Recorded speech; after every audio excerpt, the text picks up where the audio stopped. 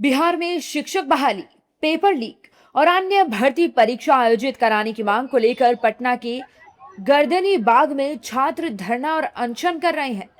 इस दौरान बिहार विधानसभा में नेता प्रतिपक्ष तेजस्वी यादव छात्रों से मिलने पहुंच गए। उन्होंने भूख हड़ताल पर बैठे आंदोलनकारी छात्रों का हाल जाना और उनकी मांगों का समर्थन किया। इस दौरान तेजस्वी यादव ने कहा कि युवा अगर एकजुट होकर अपनी हक की आवाज उठाएंगे तो दिल्ली और झारखंड की तरह बिहार सरकार को भी छात्रों के संघर्ष के आगे झुकना ही पड़ेगा।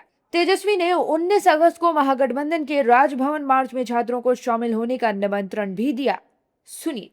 जिस दिन आप जात पात भुला करके एक होकर के इस लड़ाई को लड़ोगे तो सरकार को झुकना ही पड़ेगा।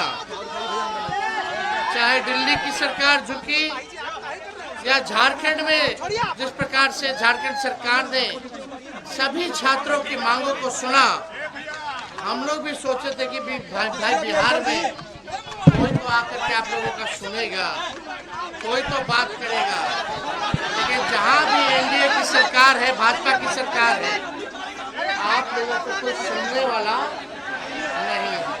गर्दनी बाग से आकर तेजस्वी यादव ने मीडिया से खास तौर से बात की और राज्य सरकार पर बड़ा हमला बोला और कहा कि गंभीरता का आलम देखिए कि सरकार से कोई भी उन छात्रों से मिलने भी नहीं गया है। लोग भ्रष्टाचार में व्यस्त हैं, भ्रष्टाचार करने में व्यस्त हैं, घोटाले करने में व्यस्त हैं। थोड़ी सी भी इनके अंदर आत्मा नहीं जगती है कि किस प्रकार से इन लोगों ने शिक्षा व्यवस्था को चौपट कर दिया। वादा किया था 2 करोड़ नौकरी देने का, 1 लाख नौकरी क्या 1 नौकरी तक ये लोग नहीं दे पा रहे हैं। और जो बहालियाँ निकल रही हैं वो निष्पक्ष नहीं निकल रही हैं, पेपर लीक हो जा रहा है, लोग सफ़र कर रहे हैं, उनका भविष्य जो है खराब होता जा रहा है और कोई संवाद करने के लिए भी नहीं जा रहा है। क्या गंभीरता है ये दिखाता है। अब छात्रों के प्रदर्शन और तेजस्वी यादव के राजभवन मार्च पर बीजेपी कह रही है कि ये तेजस्वी का दिखावा है और छल है। तेजस्वी यादव तो सोए हुए थे, तो विदेश यात्रा पर थे, कुंभकर्ण की नींद में थे। अभी कहाँ से उनको नींद खुल गई है?